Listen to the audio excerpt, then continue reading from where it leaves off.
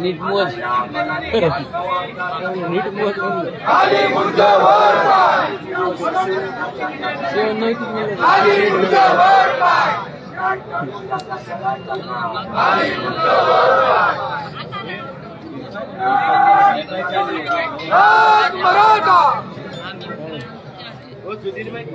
सगळ्या स्वराज्य अंमलबजावणी झालीच पाहिजे. सगळ्या स्वराज्य अंमलबजावणी होत कशी नाही, करीत कशी नाही पाहिजे.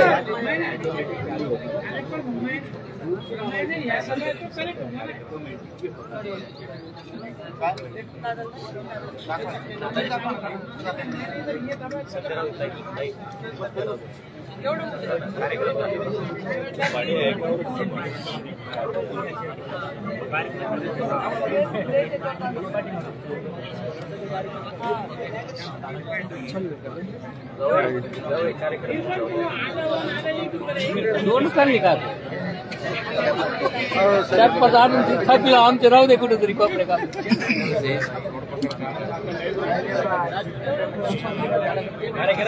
माईक अजून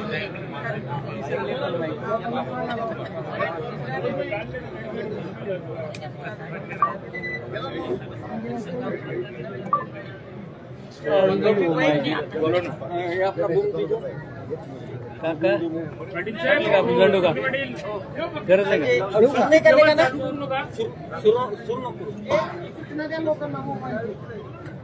छत्रपती शिवाजी महाराज की जय. हर हर महादेव.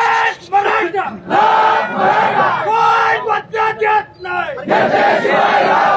राजराज्य पाटील आबादा बढो हम तुम्हारे साथ हैं. जय शिवाजी. तुम्हाला का करायचं आहे का नाही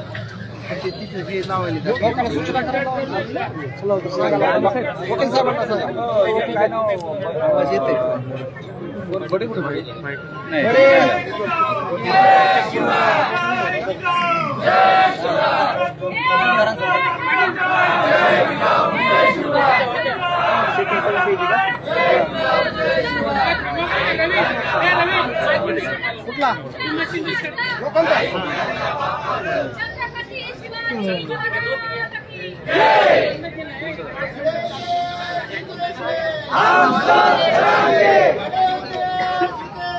हम साथ चलेंगे. मनोज दादा आगे बढ़ो.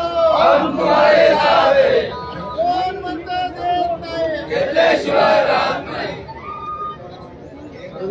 आरक्षण आमच्या हक्काचं. कोण म्हणते देत नाही. घेतल्याशिवाय राहत नाही.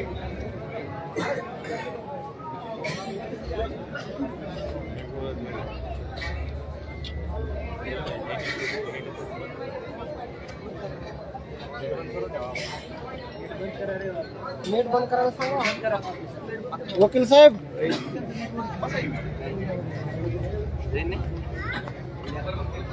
आली का लाईट. हा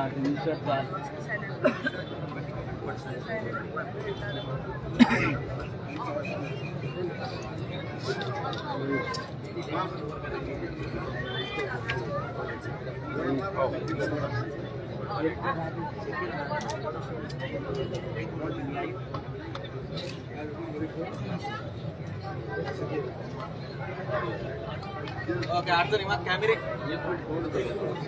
नाही ओरडते आपोआप. अडचण आली ओरडते. अडचण आली वर येते वर साडायचं आवाज जस वाढला की खाली घेत थोडस पुन्हा वाढला थोडा खाली बंद कॅमेरा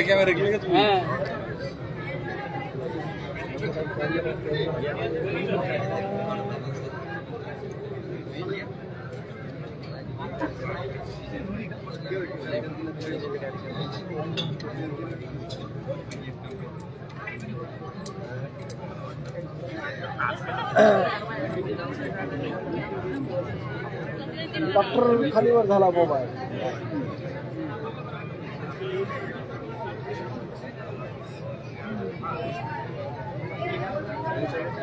डॉक्टर खालीवर झाला कॅमेरा. खालीवर झाला पुढचं थोडं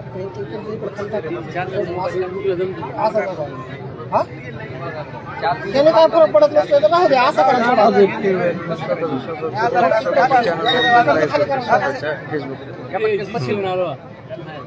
हा थोडं अजून दोन बस सर. सुधीर भाई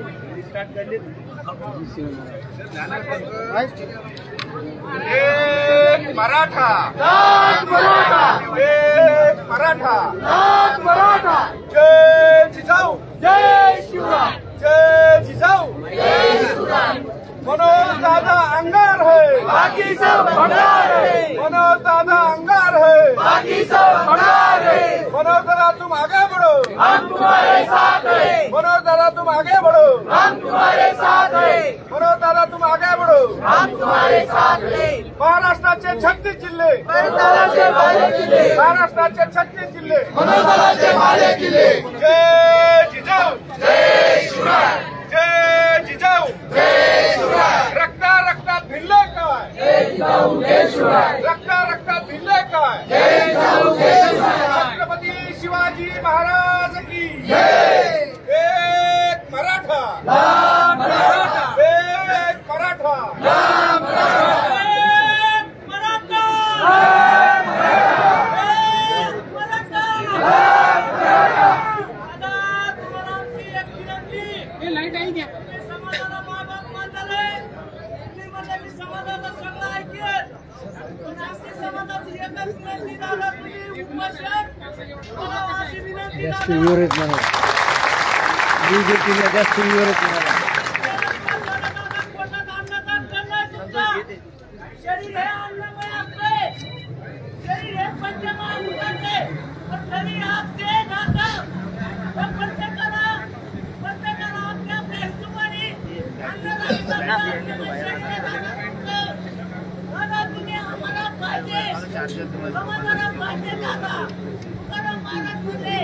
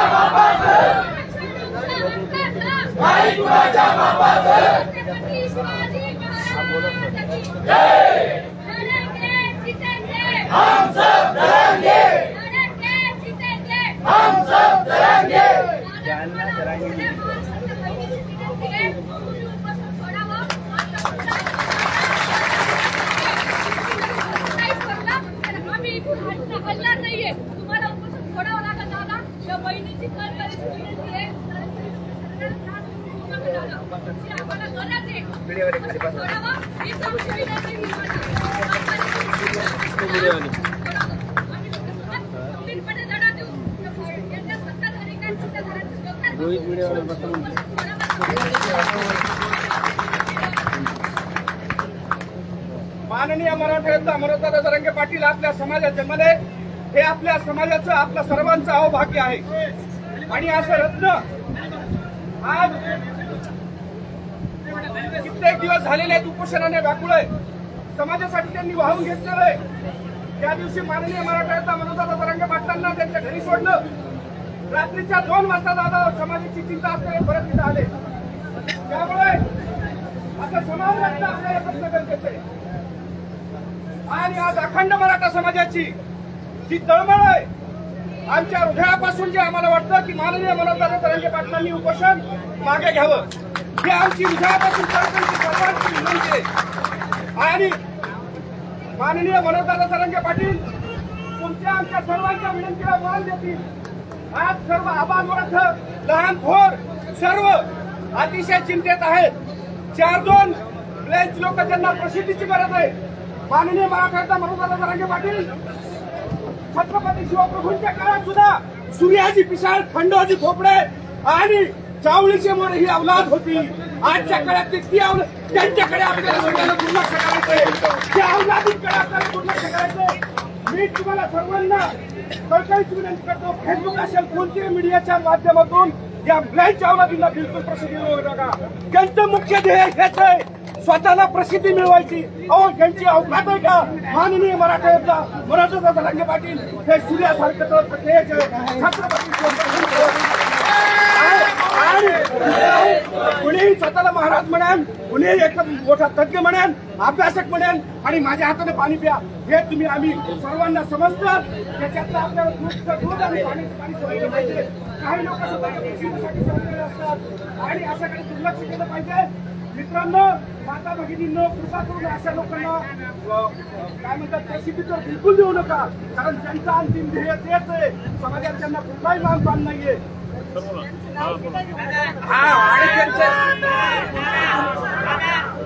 तुम्ही उपोषण सोडा, याच्या छटाला आपण आरक्षण घेऊ.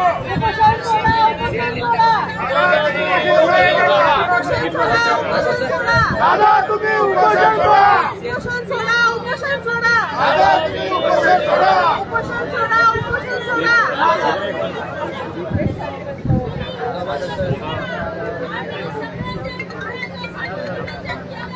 सेल बंदल सेल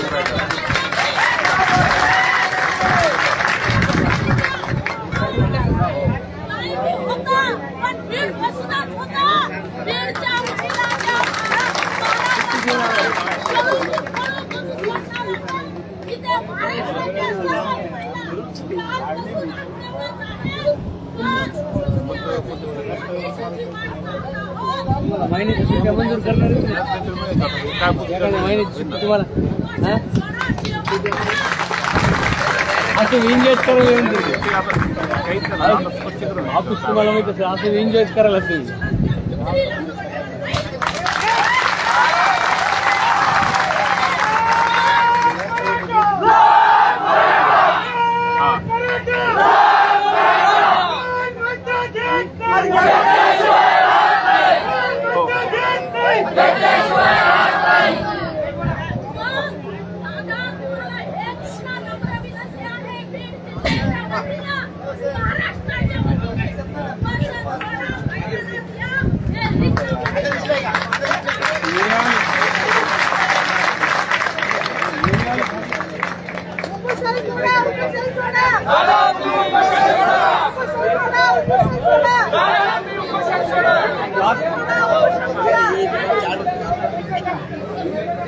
ते खाली आम्हाला रोहित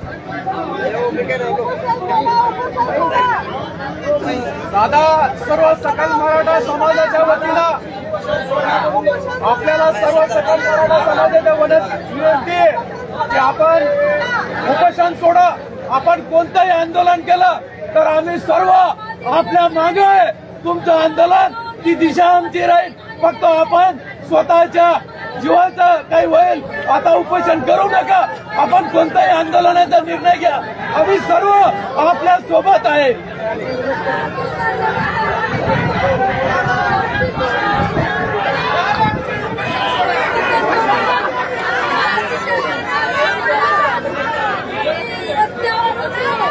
एक मराठा दादा तुम आगे बढ़ो.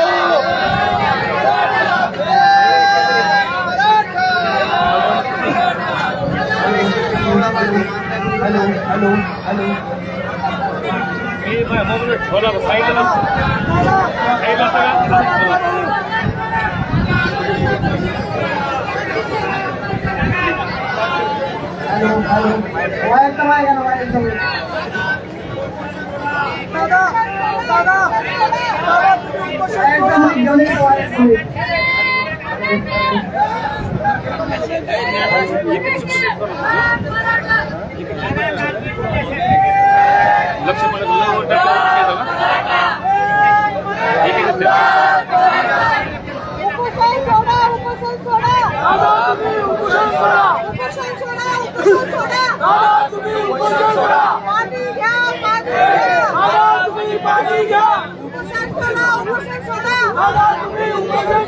मनोज दादा तुम आगे बढ़ो,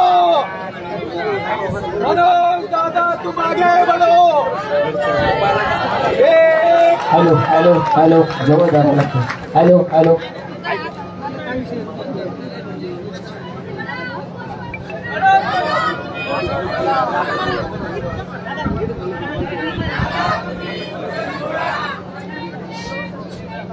हम सब डरेंगे, हम सब डरेंगे।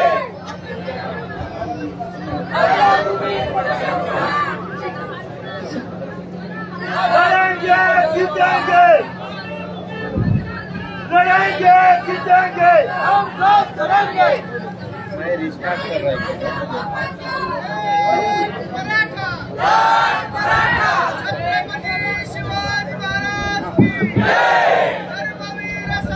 वायर घ्या तू, वायर घ्या तू.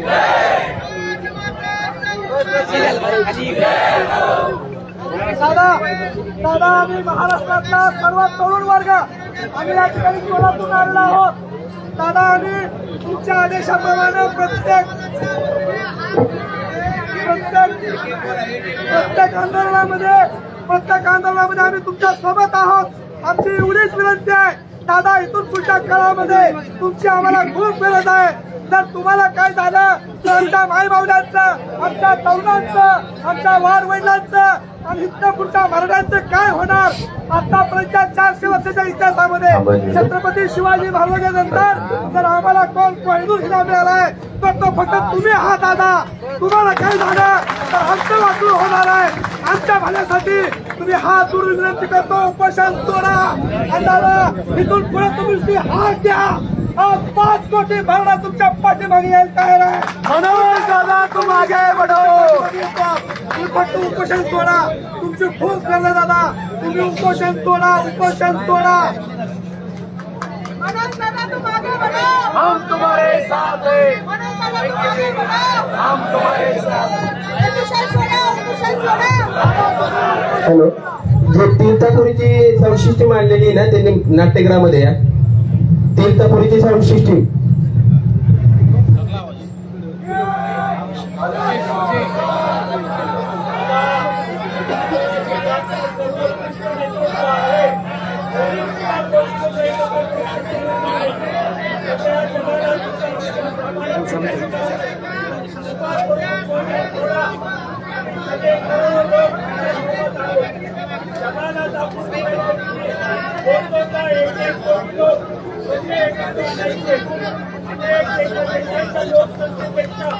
साऊंडच्या बाजूचे सगळे थोडे साईड लावा.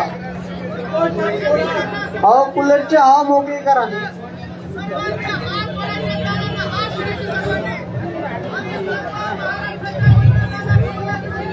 जय शिवाय.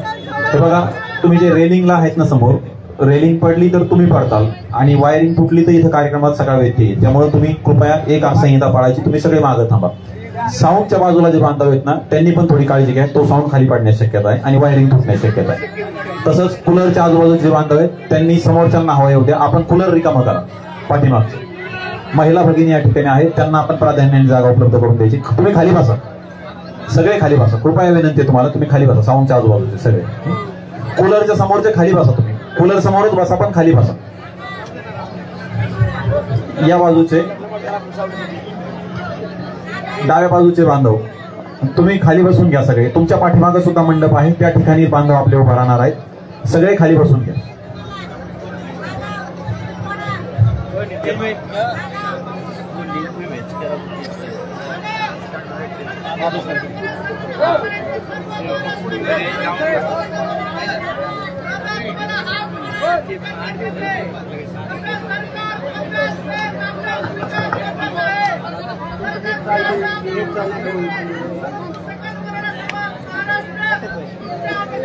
सगळ्यांना जय शिवराय.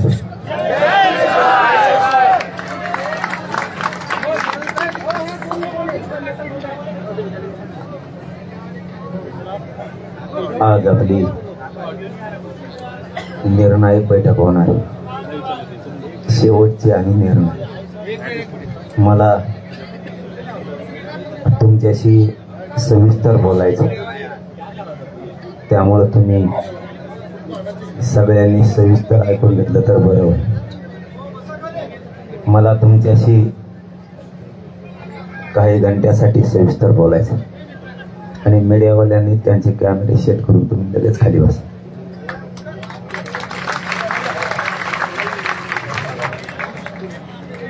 ही बैठक अंतिम निर्णय घेण्यासाठी शेवटची बैठक हे निर्णय, त्यामुळे समाजाशी महत्वाचं बोलायचंय. काय षडयंत्र आहेत किंवा काय घडलंय, काय घडणार आहे आता लगेच, हे समाजाला सांगणं गरजेचं. म्हणून आपण ही बैठक एकदम शांततेत, म्हणजे तुम्ही आरडा केला नाही तर आवाज कमी असला तरी सगळ्यापर्यंत आवाज जाईल. आपल्याला निर्णय काढायचा आहे. निर्णायक बैठक म्हणजे शेवटचा निर्णय घ्यायचा म्हणल्यावर आपण जास्त महत्व आपल्या समाजाला आणि बैठकीला दिलं पाहिजे. आता मला तुमच्याशी खूप महत्वाच्या गोष्टी बोलायच्या, फक्त तुम्ही शब्द ना शब्द समजून घेता, ही मला अपेक्षा आहे तुमच्याकडून. कारण आता ही शेवटची घडी आहे आणि या शेवटच्या घडीला शब्द ना शब्द समाजानं समजून घेणं गरजेचं. शेवटची घडी याचा अर्थ खूप वेगळे वेगळे होते. त्यामुळं अशा टायमाला ज्यावेळेस आपल्याला आपल्या समाजाशी सविस्तर काय बोलायचंय, मी बोलतोय 16 दिवस झाले म्हणजे सलांच्या जीवावर बोलतो. मी आतून पूर्ण संपलेलो आहे. तुम्ही खाली बसा. तुम्ही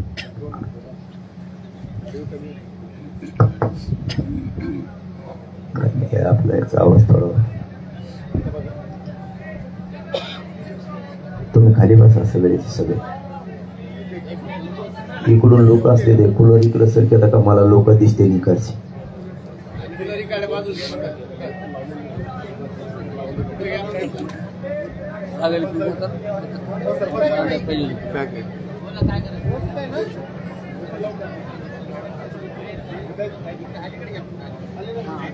ते काय लाईव्ह 2, 4, 5, 7 मिनिटं चलन परत बंद होईल.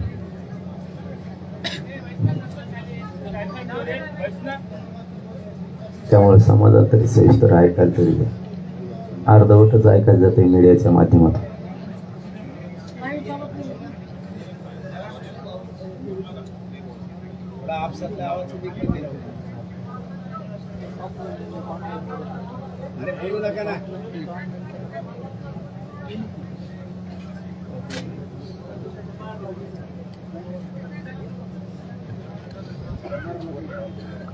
आता फक्त एकमेकाशी काही असलं तरी बोलू नका आणि आता उठू पण नका.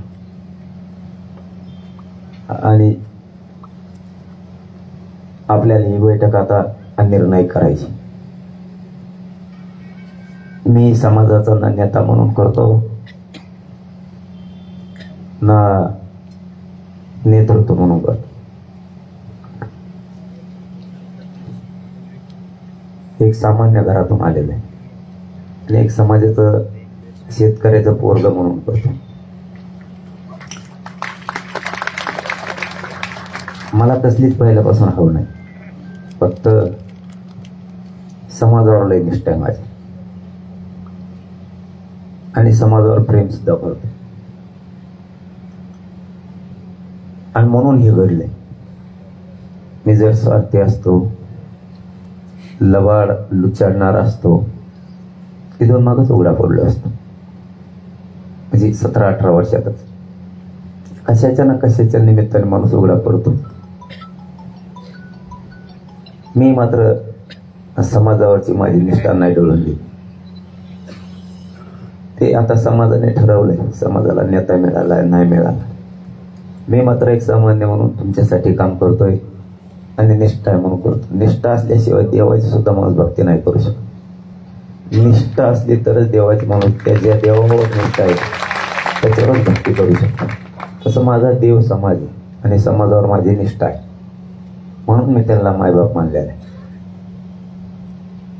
आणि एक मुलगा म्हणून किंवा एक गरीब घरातला पोरगा म्हणून जितकी ताकदीनं सेवा करता येईल तितकी करतो. ही निर्णायक बैठक आपल्याला घ्यावी लागली. ही आपल्याला नंतर घ्यायची होती, पण आपल्या मराठ्यावर लवकर वेळ आली ती घेण्याची. कारण कोणीतरी स्वप्न बघतंय मराठा हरवण्याचं, आणि मराठ्याला हरवण्याचं स्वप्न बघायला लागले म्हणून थोडी लवकर घ्यावं लागली. नाही ते 3च्या नंतर बैठक होणार. आता मी मूळ विषयाला हात घालतो. मी छत्रपतीच्या समक्ष बसून सांगतो तुम्हाला, मी कुठल्याच पक्षाचा नाही किंवा कुठल्याच पक्षाच्या वतीनं काम करत नाही, हे तुम्हाला प्रामाणिक सांगतो. उद्धव ठाकरे साहेबांचं सरकार होतं त्यावेळेसही मी त्यांना बोललेलं आहे, ते कठोर भाषेत. आणि आता यांचं आहे तरी बोललो. याचा अर्थ मी कोणत्याच पक्षाचा नाही, मी माझ्या समाजाचा. मला समाजापुढं कोणाचाच मोलायचा मी ठेवत. मग वेळे प्रसंग मला अर्ध्यावर समाजात सोडलं तरी चालत, पण मी समाजाशी निष्ठा नाही ऐकू शकत. आणि नेमकं झालंय काय आता ते सांगायला तुम्हाला सुरुवात करतो. नेमकं झालंय असं, सरकारने दिलंय 10% आरक्षण.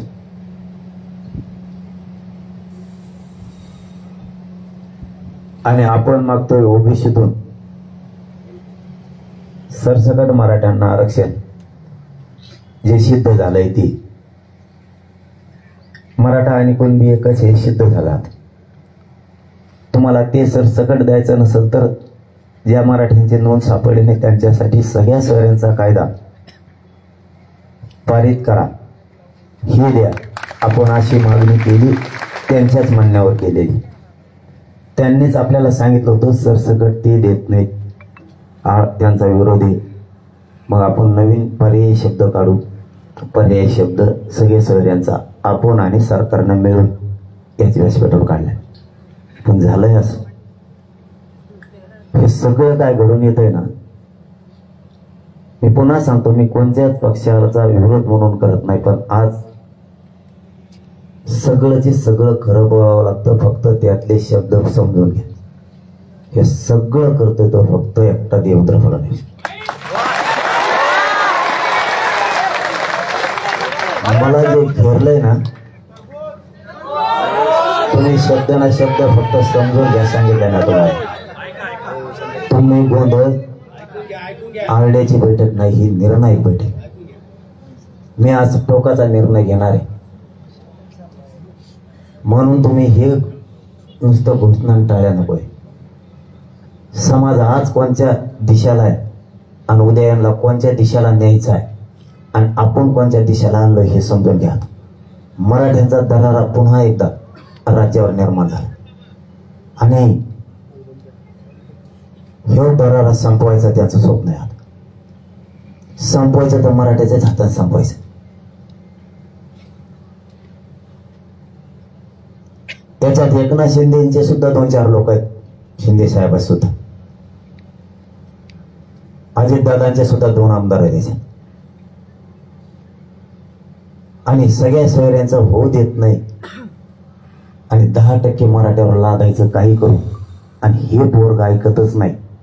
हे पोरग एक तर संपलं पाहिजे, नाही त्याचा गेम तरी करावा लागल, नसता याला बदनाम तरी करावं लागल, नसता याला उपोषणात मरू द्यावा लागल म्हणून 16वा दिवस उघडा, नसता याचं काहीतरी करून कमायना, पॉयझन देऊन कमायना सलाईनमधून, म्हणून मी परवा रात्री सलाईन सुद्धा बंद केली.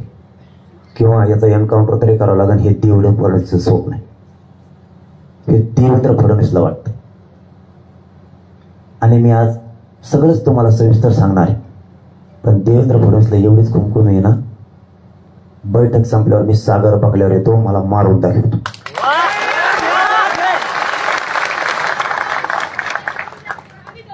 तुला माझा बळी घ्यायचा आहे ना, तुला माझा बळी पाहिजे ना, मी तुझ्या सागर बंगल्यावर होतो, घे माझा बळी. पण समाजाची इमानदारी मी नाही ऐकू शकत. समाजाला ओबीसीतून आरक्षण पाहिजे, तेच घ्यायचंय, घेणार आहे. 10% नाही हात लावून.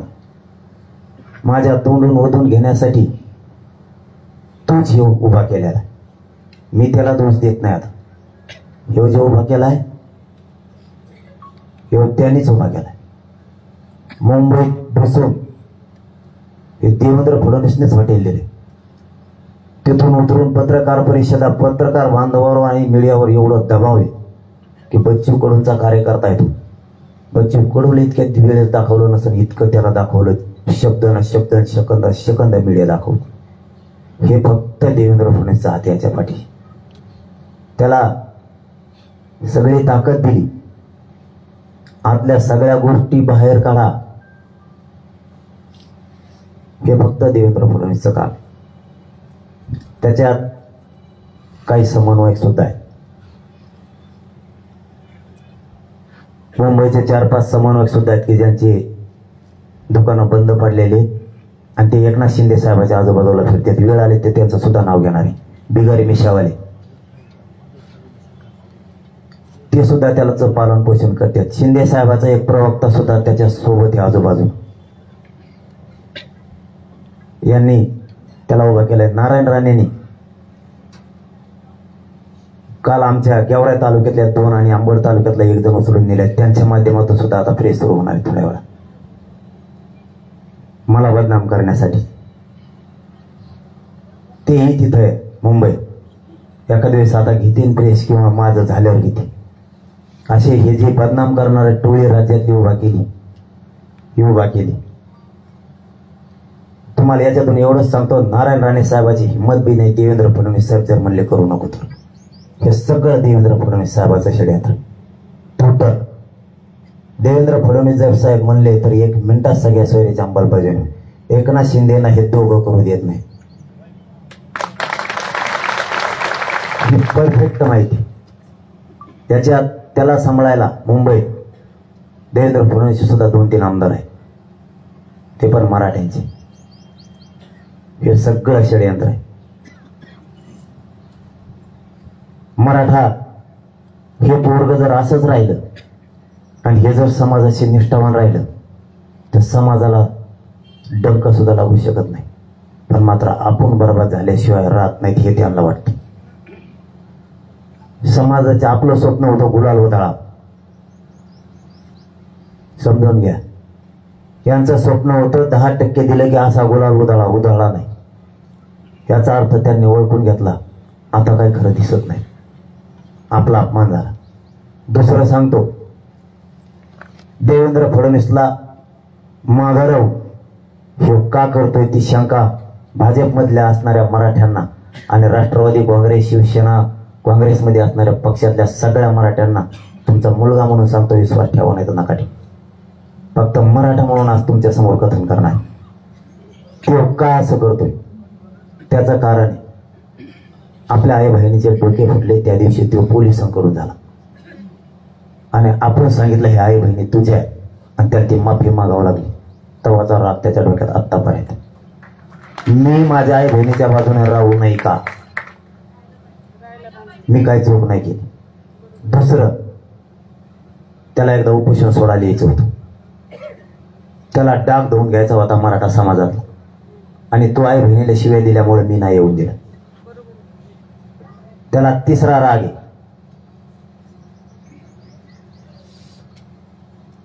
अमित शहा संभाजीनगरला येणार होता, तेव्हा आला नाही. त्याला चौथा राग आहे, 19 तारखेला नरेंद्र मोदी येणार होते.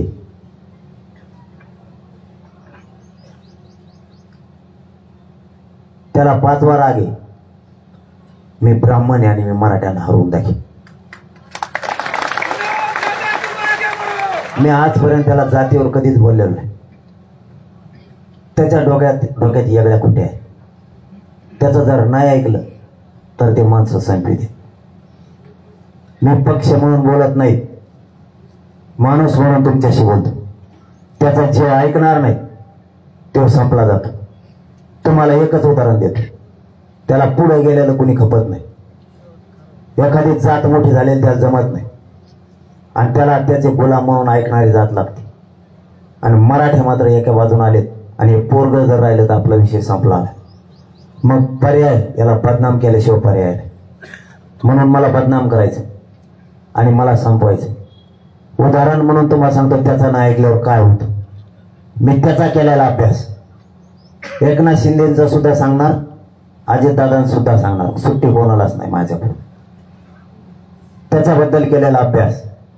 त्यांनी हे लोक मुंबईत फिरले आणि यांना सगळी ताकद पुरवली, पोलीस यंत्रणा पुरवली. मीडियाच्या बांधावर प्रचंड दबाव आणून त्यांनाही दाखवायला लावले. सगळे मराठ्यांचे आमदार सुद्धा आजूबाजूने फिरले. त्यांनी एकच विडा उचलला नसता. तो जर म्हणला तर कोणीच बोलू शकत नाही. कारण पाथर्डीचा एका माणसाने सांगितलंय, तो बाबा देवेंद्र फडणवीसच्या बंगल्यावर 20-19 तारखेला खाली आलेला वरून.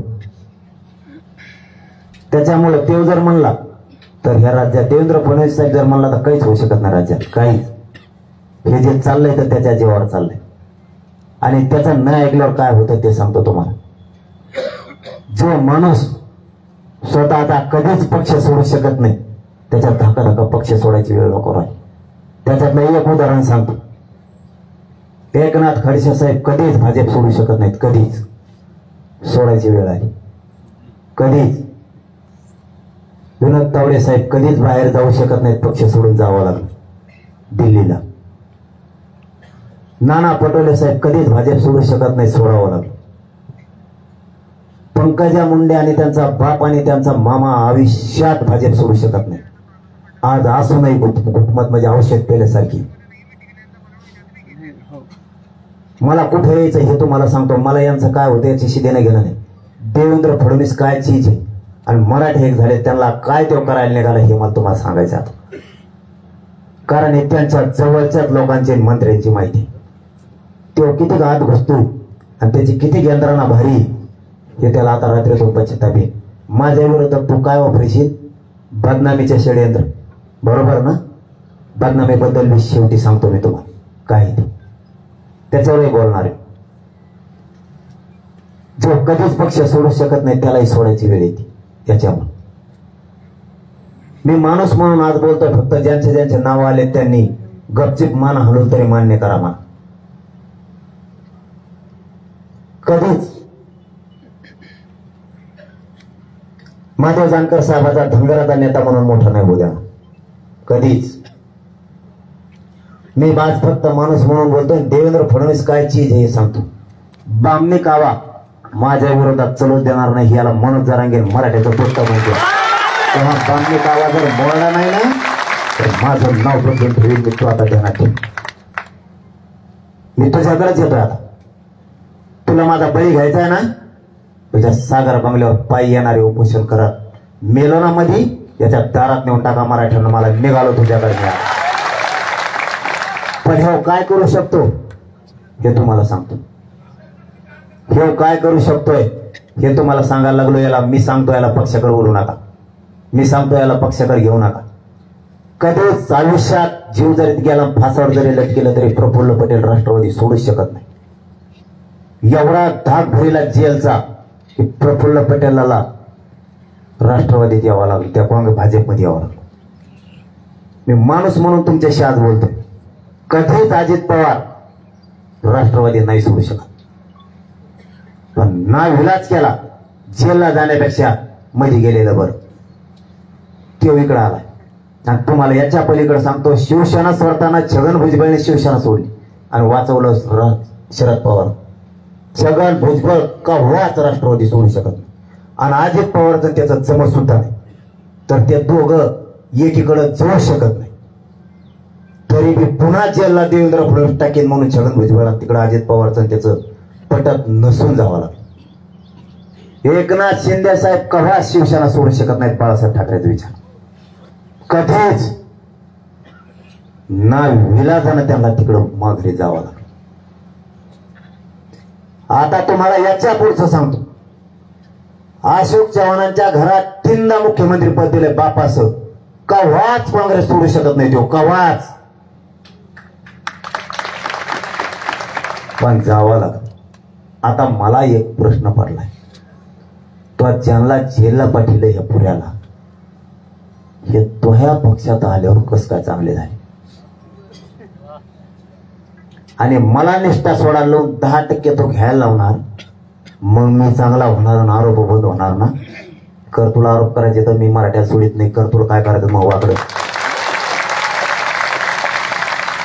म्हणजे त्यांच्या दोरीत मला अनुभवतो.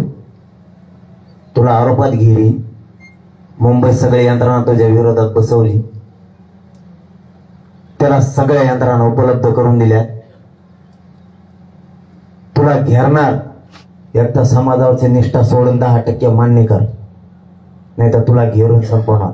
मी मरायला तयार आहे. का करतो तू देवेंद्र फडणवीस? तू मनोज जरांगेच्या नादी लागलाय. मी शेतकऱ्याचा पोरगा आहे. तुला पूर्ण बसल दिली.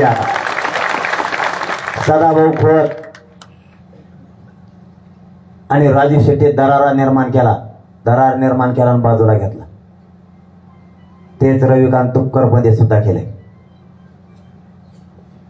जे माणसं यांच्याकडे कधीच येऊ शकत नाहीत, कधीच, ते आले. ज्या सुनील तटकरेची उभ्या हयात राष्ट्रवादीत गेले आणि राष्ट्रवादी मोठी केली आणि सोडू शकत नाही त्या माणसाला एका रात्री तिकडे यावं लागलं. एकदा धनंजय मुंडे आवाज उठवला होता. त्यांनी एकदाच सांगितलं तो सगळं काढू का. आणखीन धनंजय मुंडे बोलला नाही, कारण सगळ्याला माहिती हे मध्ये टाकते. मी आज फक्त सत्य बाहेर पडायसाठी बोललोय. यांना सगळ्याला विरोध करणार आहे मी, उद्यापासून पुन्हा करणार आहे. पण सत्य सांगायला लागलो. ज्यानं खरं भाजप मोठं केलं त्याची पुरीची आज काय दशा आहे पंकजा मुंडेची. ज्याला चालता सुद्धा येत नाही, पुरा अंग मोडलं, त्या एकनाथ खडसेने भाजप उभा केलं, त्यांची आज परिस्थिती काय. याचा जर नाही ऐकलं तर ह्यो मानावर उलट टाकतो आणि ते तेवढा मायावर असला. सगळ्या सोयऱ्या म्हणजे ओबीसीतून मागणी बंद करायची, नाहीतर याला बदनाम करायला चारही बाजूने घेरायचं. हे राज्य देवेंद्र फडणवीस चालवतो ना, एकनाथ शिंदे चालवतो ना अजित पवार चालवतो. त्यांनी सांगितल्याशिवाय इथं काहीच होऊ शकत. काल आपण रास्ता रोको केलेत, फक्त देवेंद्र फडणवीसने सगळ्या एसपीला सांगितलं. पीआयला आणि एसपीला फोन लावला, त्यांनी सांगितलं 2 आदेश करावंच लागणार. सगळ्या पोरावर गुन्हे दाखल व्हायला लागले. मराठा देवेंद्र फडणवीस साहेब घाबरवण्याचा प्रयत्न करू नका. तुम्ही धर्माग लोक मोडले असते, मराठा तुम्हाला मोडू शकत नाही. तुम्हाला मराठा मोडू शकतो. तुम्ही किती त्या बाबाला तिथं बसून आमच्यावर आरोप करायला लावायला लागले. तुम्ही कोणाकोणाला हाताखाली धरले हे सगळ्यांना माहिती, सगळ्यांना माहिती. तुम्ही कसा गुलाबराव पाटील संपवण्यासाठी मराठ्याचा असल्यामुळं गिरीश महाजनमध्ये त्यांचा कलगी तुरा लावला, कसं कसं कोणाला गप केलं हे सगळ्याला माहिती. तुम्ही पूर्वीच उकरून काढता. तुझलाही सत्तावला झाला का? बाकीच्या हातात सत्ता आल्या तेव्हा तसंच केलं का? तो सत्तेच्या जीवावर मराठ्यांना मला आणखीन एक याच्यातलं उदाहरण सांगा. आतापर्यंत 75 वर्षात 5 वर्षात सगळ्या पक्षाचं सरकार कधी आलेलं आहे का? 5 वर्षात आत सगळ्या पक्षाचं सरकार 75 वर्षात कधीच नाही आलं. बघा मोजून. आपण समजा उदाहरणार्थ राष्ट्रवादीला विरोध केला, राष्ट्रवादी आपली शत्रू झाली. आपण शिवसेनेला विरोध केला, शिवसेना आपली शत्रू झाली.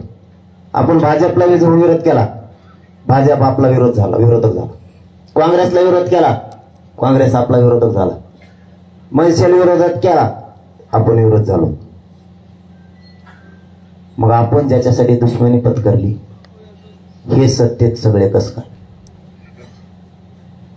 मराठ्यांवर लांबचा विचार करायची वेळ आली. आता एका वर्षात 5 पक्ष सत्तेत आले.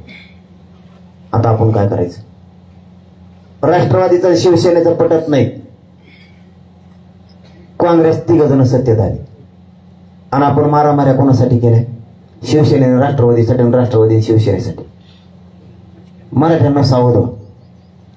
दुसऱ्या 2.5 वर्षात भाजप नव्हतं आलं सत्तेत म्हणून म्हणले त्याला बी घ्या, भाजप घ्या. म्हणले काँग्रेस नाही आलं, म्हणले घ्या शिवसेना. येता व्हायचा खेळ हे काय? सगळे पक्ष सत्तेत आले. आता मरण आपलं जनतेचं आलं. कुणाचं मरण आलं? मी खोटं सांगायलो का? हे सगळे वरची वर एक झाले एका रात्री आणि आपली जिरायला लागली. धनगराला आवाज उठून द्यायना, मराठ्यांना आवाज उठून द्यायना, बंजारा समाजाला आवाज उठून द्यायना, दलित बांधवांना आवाज उठून द्यायना. ते प्रकाश आंबेडकर साहेब निवार खुटाडे मायावणीच म्हणून जमत आहे, कोणाला जोडून द्यायला. जाती जातीत मुसलमानाला जमून द्यायला. मतदान तर पाहिजे. इतका कावा फिरणारा माणूस तुला मी नाही संपू शकत, मी निष्ठा नाही सोडू शकत. याने इतके डावं टाकले. हे फक्त आपण अभ्यास करण्यासाठी विषय घेतला. आपण काय नाव घेतलेलं पक्षाचे नाही. त्यांनाही ठोकून मोकळं झालेलो मी मागच्या 2.5 वर्षात आणि आता यांना बी ठोकतोय, सोडत नाही. आता सगळ्यात जास्त यांना काय लागलं ते सांगतो. मधल्या काळात मी शिव्याने दिल्या सरकारला, ऐकल्यात ना तुम्ही? ते म्हणतोय सरकारला शिव्या देतो, काय चूक केली. एक तर मला त्या टायमाला कळत नाही, मी पुन्हा पुन्हा तेच मान्य करतो. त्यात पूर्ण माणूस चिडचिड करीत असतो, त्यात काही कळत नाही. पण जर म्हणलो मी तर काय वाईट बोललो? तुम्ही काम करायला पाहिजे होतं हे बोललो मी, नाही केलं म्हणून बोललो. आणि त्यांचं म्हणणं आलं त्याच्या माध्यमातून. त्यो म्हणलाय बघा त्याच्या बाई तुकाराम महाराजांचा, जगद्गुरु तुकाराम महाराजांचा विषय नाही. ते माफी मागितली, मी शरण गेलो त्यांना, ती विषय संपला होता. आता मग पुढे जायची आता गरज नव्हती. पुढे गेला. उद्धव ठाकरेंना यांनी शिव्या दिलेल्या असं सांगतो आणि यांनी सरकारला सुद्धा शिव्या दिल्या. म्हणजे तू नेमका मराठ्याचा आहे, कोणाचा आहे? तू मराठ्याकडून, कोणाकडून? मी मराठ्याकडून. मी सरकारला घोडेच लावणार, चूक केल्या. याचा अर्थ याला देवेंद्र फडणवीसने बसवलं तिथं पक्क. आणि यांनी याला असं वाटतं हे गाव खेड्यातल्या आणि शहरातल्या ब्राह्मणांच्या आपल्यात वाद लाव, म्हणजे वाद झाला पाहिजे. हे स्वप्न नाही तेच. आणि यांचा आपला काही संबंध नाही. तो ब्राह्मणी का वापरायला लागला माझ्या आणि माझ्या समाजाच्या विरोधात. ओबीसीतून द्यायचं. तुला माहित आहे का मराठ्यांजवळ किती आडे? तो ब्राह्मणी कावा जर कुटीलने ऍड केला ना तर मराठ्याच्या आवला सांगणार नाही. ते ब्राह्मणी कावा माझ्या विरोधात, माझ्या समाजाच्या विरोधात वापरायला लागला, गुन्हे दाखल करायला लागला. तुला 5 महिने झालं आंतरवालीतले महाराष्ट्रातले गुन्हे मागव आहे ना. तुला हैदराबादचं गॅजेट घ्या म्हणून सांगतो, तुला 5 महिने लागते नुसते गॅजेट घ्यायला, नुसतं घ्यायला. वाचव परत 5 महिने घ्यायला लागून दिवस असलं त्याचं. केवढी फसवणूक आहे समाजाची. हे सगळं देवेंद्र फडणवीस करतो. आणि याचं स्वप्न आहे काही झालं तरी हरकत नाही, सगळ्या सोयऱ्यांचं करूनात. आणि मराठ्यांनी आणि मी पणच मानला आता सगळ्या सोयऱ्यांचीच अंमलबजावणी घेणार, गॅजेटच घेणार. बॉम्बे गव्हर्नमेंटचं गॅजेट तू कसं काय नाही घेणार? सातारा संस्थांचं कसं नाही घेणार? देवी देवतांचा लस तुम्हाला मुद्दे सांगतोय ते घेऊन म्हणला घेतलं नाही. देवस्थानचं घेऊन म्हणलं घेतलं नाही. त्याचा GR झालाय पण यांनी घेऊन दिलं नाही. मला घेऊ, भाटांचं घेऊ म्हणला, घेतलं नाही. आता तुम्हाला आणखीन एक मुद्दा सांगतो. 23 डिसेंबरला समितीला मुदत वाढते. 23 डिसेंबर ते आज 25 फेब्रुवारी समितीने आतापर्यंत काय केलं? काहीच केलं नाही. सरकारने देवेंद्र फडणवीसच्या म्हणण्यावर प्रमाणपत्र द्यायचे बंद केले. देवेंद्र फडणवीस, तुला खून येतं मैदानात असले माकडं माझ्या विरोधात वापरू नको. तू काल गेवरातल्या 2 अंबर तालुक्यातल्या 2 नेलेत. मला माहिती नाही त्यांच्यासाठी काय केलेलं आहे आणि त्यांच्यासाठी काय पुरावे नारायण राणेच्या माध्यमातून देवेंद्र फडणवीस हे लोक मुंबईत नेले. मला माहिती नाही त्यांच्यासाठी काय केलेलं आहे आणि त्यांच्यासाठी त्यांचेच पाहुणे पुरावेत. वेळ पडली तर ते उभा राहतील स्वतः. तू काय बोलायला लावशील माझ्या विरोधात त्यांना? तो ते बसवला दुसरा एक मुंबईत नेऊन, तो बुवा काय बोलायला लावतो तू त्याला? मी काय चूक केली? समाजाला आरक्षण दिलं, मी समाजाबरोबर निष्ठा ठेवली माझ्या. तुला वाटतं नाही निष्ठा विकायची? मी काय विकायची? मी 10% कशामुळे घ्यायचं? माझ्या मराठ्याला तर मान्य नाही. तू काय ओढून घ्यायला लागला त्याच्या तोंडावर? याला जबाबदार फक्त देवेंद्र फडणवीस. माझे दुसरे गुन्हे काढणार, 420 गुन्हा काढणार आणि मला मध्ये टाकणार आणि तू पोलिसांना मला गोळ्या घालायला लावणार. तुला माझा बळी पाहिजे ना? चल, मी सागर बंगल्यावर येतो थोड्या वेळानं, तू घाल गोळ्या. मला बळी द्यायचं. मायबाप मराठ्यानं सांगतो एका नमाज सांगायचं नाही. मी त्याच्या सागर बंगल्यावर चाललो, त्याला माझा बळी पाहिजे ना? तू घे, फक्त माझं कुटुंब उडवर पडून देऊ नका. एक तर येताना सगळ्या सोयऱ्यांचा गोळा घेऊन येतो, नाही तर त्याला माझा बळी पाहिजे तर देवेंद्र फडणवीसला बळी देतो. तू दुसरं काय काढलं? या राज्यात एक जरी छेड काढलेली तक्रार माझ्यावर असली, छेडछाड केलेली असली, बलात्कार विनय भंग केलेली जर असली, समाज म्हणून ती मी ऐकायला तयार आहे. तक्रार म्हणतोय मी. या अंतर्वालीची एक बी आई बहीण जर म्हणली मी वाकड्या, एक जर आई बहीण म्हणली वाकड्या नजरेनं बघितलं तर म्हणून ते ऐका. देवेंद्र फडणवीस, विचार करून आरोप करायला लाव. मी होळी काढायला राहिलो, तिथली एक जर आई बहीण म्हणली वाकड्या नजरेनं बघितलं. आणि याच्या पुढचं सांगतो आता, माझ्या विरुद्ध राज्यात महिलेने दिलेली एक बी तक्रार असली तरी तुम्ही म्हणता ते मी ऐकत. एक मग मी तिला त्रास दिलेला असेल, जोर जबरदस्ती असेल, विनयभंग असेल, छेड असेल, जी काय असेल त्यासाठी एक तक्रार जर राज्यात कोणत्या पोलीस स्टेशनला सापडली 30 वर्षापासून आतापर्यंत, आजपर्यंत, आजची 25 फेब्रुवारी पर्यंत, तर मी म्हणून ते ऐकल. तुमचं एखाद्या माणसानं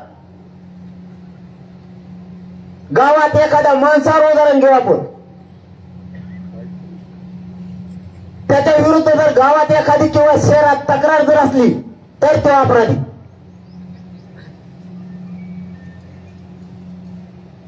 तुम्ही संशय घेणार तो कस काय अपराधी?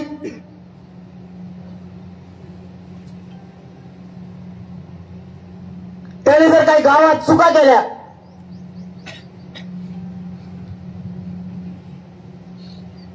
गाव त्याला कटाळे,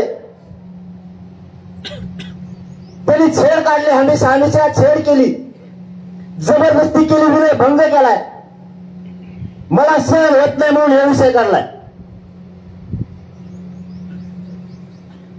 नाही तर तसल्या माकडाला मी 1 मिनिटाची सुद्धा किंमत नाही देऊ शकत. एखाद्याने जर असं केलेलं असलं त्याच्या विरोधात तक्रार असली तर तो अपराधी.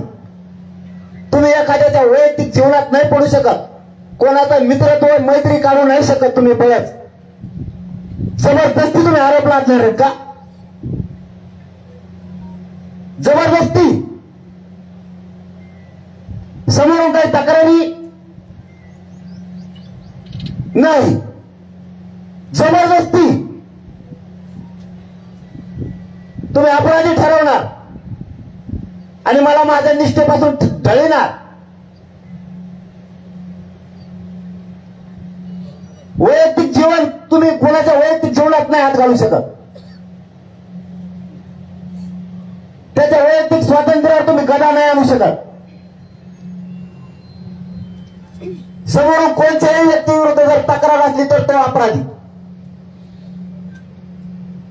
देवेंद्र फडणवीस मी तुला नाही आणू शकत.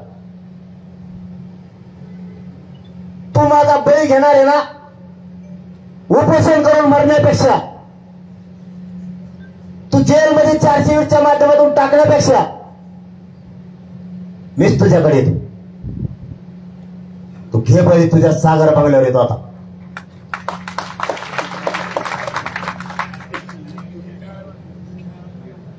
तू साधी सोपी गोष्ट समजतो आणि इथून पाठीमागे ज्यांना ज्यांना तू असे षडयंत्र करून दाबलं त्यांच्यासारखं मला नको समजू. तुम्हाला बाकीच्यांसारखं समजू नको. तू बामणी कावा करायला जाशील, बाकीच्या बामणाला काय नाही करणार. तुला सुट्टी नाही, तुला आयुष्यातून उठवीन पुऱ्या. तू बामणी कावा करायला निघालास, स्वतःचे लोक सुद्धा तू पायाखाली तुडवायला निघालास सत्तेसाठी. 10% मराठ्यांना स्वीकारायला लावून त्यांच्या जवळ तुला सत्ता भोगायची. मागच्या वेळेस 106 आमदार ते आले होते. यावेळेस तुला सुपडा साफ होणार आहे म्हणून तुला लाभायचं काय? तू 10% आमच्यावर लाभितो, ते आरक्षण केलेलं आहे.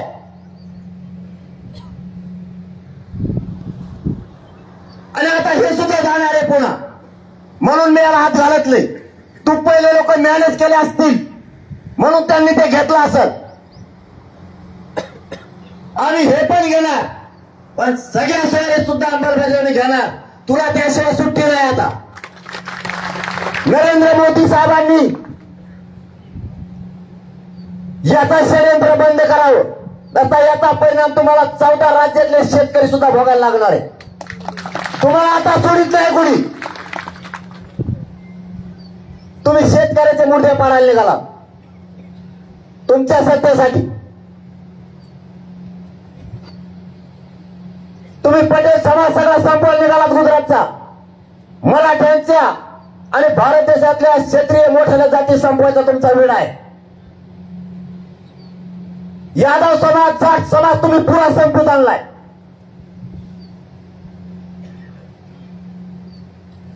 तुम्हाला मोठ्याला जाती मोठ्या होऊ द्यायच्या नाही. जाट समाज तुम्ही संपवालाय.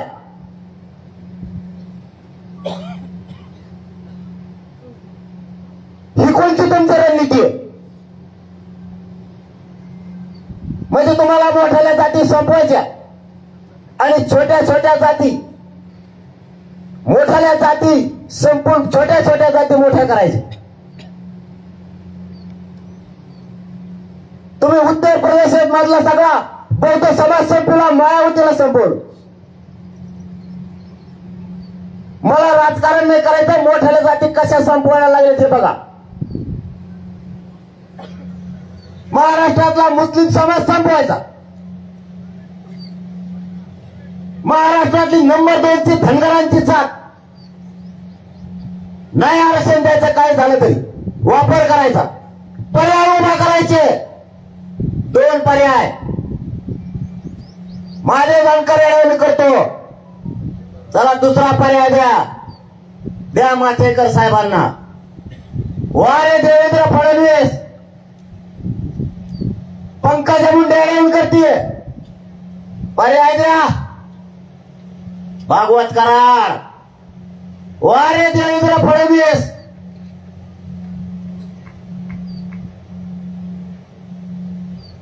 प्रकाश आंबेडकर साहेब येऊन करतात. पर्याय द्या. द्या आठवले साहेब. देवेंद्र फडणवीस मनोज जरांगे पिल्लाच्या नादी लागला असतो.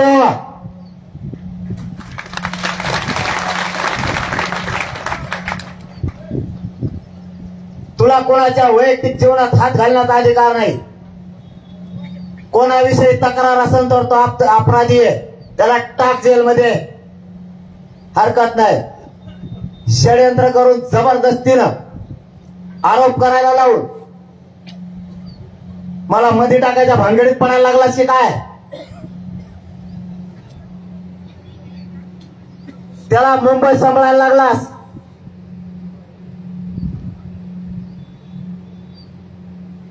मी समाजापासून हटावं म्हणून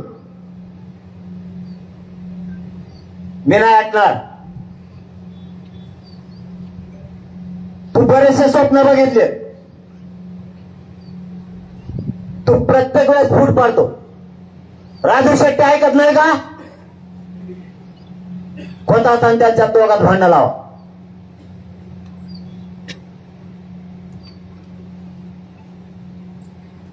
नारायण राणे साहेब ऐकत नाही का? काँग्रेसमधून त्याला वडा बाहेर काढा. त्याचं जुनं मॅटर. देवेंद्र फडणवीस पलटी जर तुझ्यावर पलटली, बामने कावा संपला, तो बी संपला, भाजप संपला. संपू नको. मी भाजप संपायला नाही आलो. मला काही पक्षात देणं घेणं नाही. मला माझ्या मराठ्यांसाठी सगळ्या स्वारीत अंमलबजावणी पाहिजे. ती दे. माझा विषय संपला. मी ना राजकारणात येणार ना बाजूला कुठं काय. मला सगळ्या स्वारीत अंमलबजावणी पाहिजे. मराठ्यांना ज्याला मतदान करायचं त्याला करते, मला नाही देणं घेणं. पण मी मराठ्यांचं मला देणं घेणं इथपर्यंत. एकदा त्यांना त्यांच्या लेकराला आयुष्याचं आरक्षण मिळून दिलं ना ओबीसीतून, माझा विषय बाजूला संपला. आणि त्याच्यात तुला काय सुट्टी नाही. हे किती षडयंत्र आहे. मराठ्यात फूट पाडायची. आता मराठा पक्षाच्या विराईत झालाय. पक्षाच्या विराईत. मग आता धाक भरायचं कोणावर? कोणावरच नाही. नेत्याला सांगावं तर जनता नेत्याचं ऐका ना. मराठ्याच्या आमदाराला म्हणावं, त्या लोकांना सांग. लोक आमदाराचं ऐकायला तयार नाहीत मराठ्याचं. मंत्र्याला जर म्हणाव तुला मंत्री पाटील आहे, तुझ्या मराठ्याचं लोकांना सांग. त्या मंत्र्याचा मराठी ऐकायला तयार नाही. मग ही गाडा सगळा आपल्या दोघाजवळ आलाय. आता जनतेजवळ माझ्याजवळ. मग जर हे पोरग एवढं हट्टी, याला घेरा. आता आणखी 16-17 जण राहिले तुम्हाला घेरणार. आत्ताशी घेत चौथी टोळी. एक टोळी जाऊन आली कोल्हापूरला. बहुतेक चंद्रकांत पाटला बंद पाडलेले नाव कळायला लागले. तुम्हाला ठेसलंच म्हणायचं मराठी. तो घेऊन गेलाय. अंबड तालुक्यातले 4 आणि गेवराई तालुक्यातला 1. कोल्हापूर वारी करून आणलंय. शिंदे साहेब जवळचे मराठ्यांचे समन्वयक आहेत काय? याच्यात काही आमदार आहेत शिंदे साहेबांचे सुद्धा. याच्यात देवेंद्र फडणवीसचे 2-3 आमदार आहेत.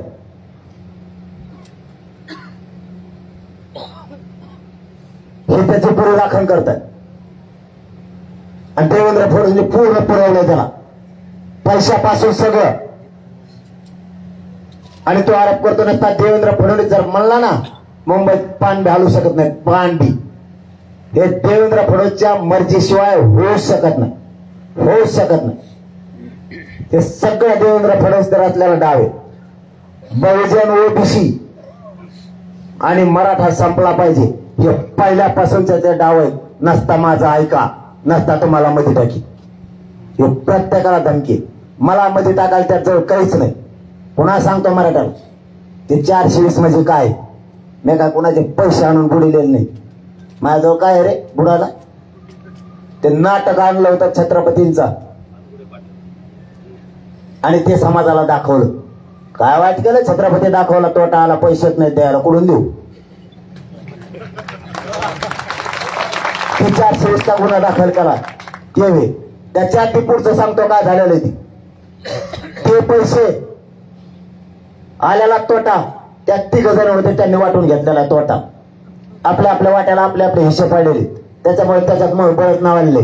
ती हिस्सा दुसऱ्या वे, मी इकडे तिसऱ्याच्याच पैसे भरतो या झाले, तरी मग नाव त्याच्यात बी असलं तरी काय मोठं नाही. छत्रपतीसाठी गुन्हा आहे, त्यात तोटा आला, त्यात पैसेच नाही आले, मी काय करू, माझ्याजवळ काही नाही. तू काय गुतणार मला देवेंद्र फडणवीस, त्याच्या माध्यमातून उकळून घ्यायला लागलास. माझ्यावरती कसलाच आरोप नाही, कसलीच तक्रार नाही. एक बी राज्यात कसलीच तक्रार असली तर मी म्हणून ते भोगायला तयार आहे. पण वैयक्तिक जीवनात तू कोणाची मैत्री नाही काढू शकत.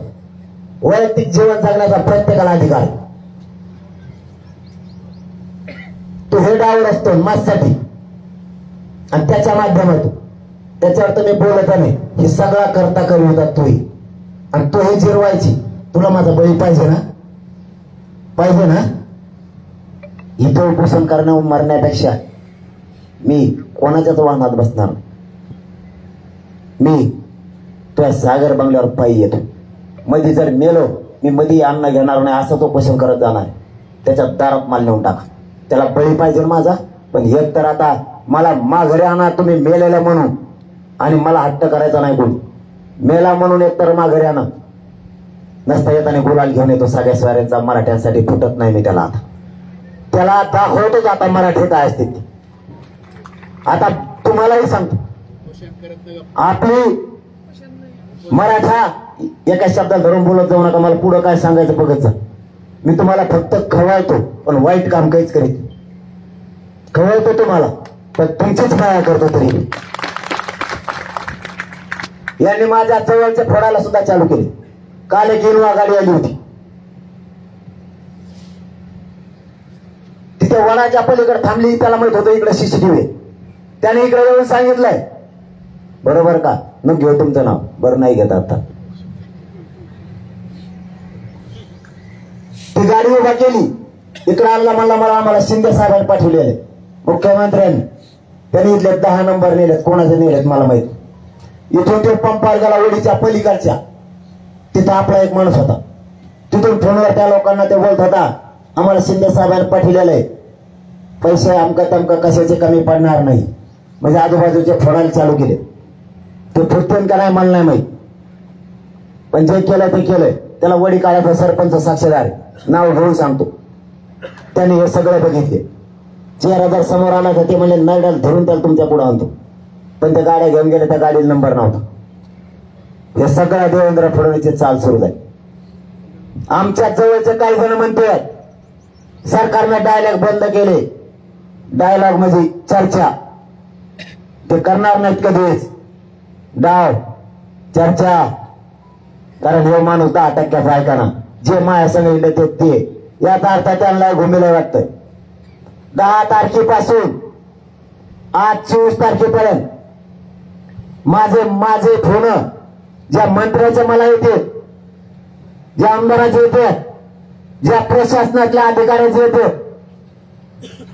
ज्या 2-4 जणांकडे माझे फोन येतात, ते समोर समाजाला सांगतो. त्यांनी मला आतापर्यंत 10 तारखेपासून कोणाच्या फोन आले सांगितलं सुद्धा नाही. कारण नाही आले हे बी नाही सांगितलं. आणि मराठा समाज राज्यातला जर मला फोन करत असला, माझं आंदोलन होस तर नाविलाज आहे. मी तुमच्याशी बोलू शकत नाही, नाराज होऊ नका. जर तुमचा फोन मला कोणी नाही दिला तर ते तिकडचं काय कारण सांगत असतील माहित नाही, त्यांच्यावर आरोप नाही करायला. पण मी जर बोललो नसेल तर नाराज होऊ नका. मी फक्त हे सगळ्या सोयऱ्याचा अंमल होऊच तरच तुमच्याशी बोलणार नाही. त्याच्यानंतर रात्रंदिवस बोलणार. मी एकच फोकस केलाय, मराठ्यांना ओबीसीतून आरक्षण मिळवून देऊस तर समाजावर आणि आजूबाजूच्या विश्वास ठेवायचा. आता आजूबाजूच्यानी कसं वागायचं त्यांनी ठरवायचं. ते सरकारकडून काही त्यातले बोलायला लागले, डायलॉग बंद झाले. तो का करत जर डायलॉग बंद होण्यात काही होतो राहील समाज. तो कोण त्यांची बाजू उडीत. तुला फोन आलेत का त्यांचे सांगा ना, तिकडे हिंडतो. तुला वेळ मिळाला तर येतो. 2-4 जण जवळपास लांब गेले जमाय. क्लासेसवाले सांगत ते तुम्ही ऐकत नाही. क्लासेसवाले काय सांगत तुला माहिती आहे? तुला काही माहित नाही, कशाला डोकं लावतो मधल्यामध्ये. काही काही घेतलं असेल म्हणून तिकडून बळच बोलायला लागले. मला आणखीन बी त्यांच्यावर जाहीर आरोप नाहीत करायचे. नाही तर याच्यातले 7-8 जण असे तुम्ही आणखीन दिशा द्या. तुम्ही सरकारचे निरोप माझ्याकडे घेऊन येत होते पण मी तुम्हाला लाथाने ठोकीत होतो. आपल्या पैसा पद चलतच नाही, चलतच नाहीत. माय बापा चलून बी जाणार नाही आयुष्यभर. तुम्ही जर मी तुमचा ऐकायला म्हणून त्यांच्याकडून व्हायला गेले, तुमच्या सुद्धा पहिल्या आंदोलन सुरू झाल्यापासूनच्या सगळ्या रेकॉर्डिंग काढायला लागेल मग. कारण तुमचं काय नाही ऐकल्यामुळे तुम्ही तिकडून गेलात. आणि आत्ताचे सगळे गेलेत ना, फक्त यांचं नाही ऐकलं म्हणून गेले. फक्त यांचं नाही ऐकलं म्हणून. यांचं नाही ऐकू शकत मी. यांचं काय ऐकायचंय? उभ्या हयात गेल्यात, 500 वर्ष झालेत. मोठमोठाले संत महंत होऊन गेले.